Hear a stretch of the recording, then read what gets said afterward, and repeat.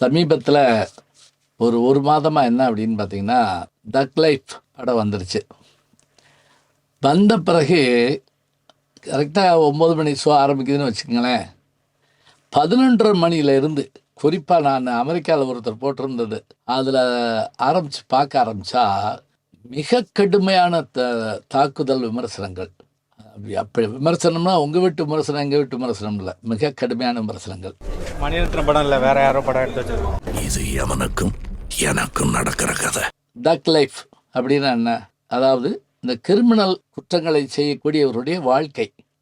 இது எப்படி தொடங்குது அப்படின்னா, சமாதானமாக போயிடுவோம்னு தொடங்கக்கூடிய அந்த நேரத்தில் அது அப்படி போகாது அப்படின்னு நினைக்கிற போது கொடூரமான தாக்குதல் ஆரம்பிக்குது.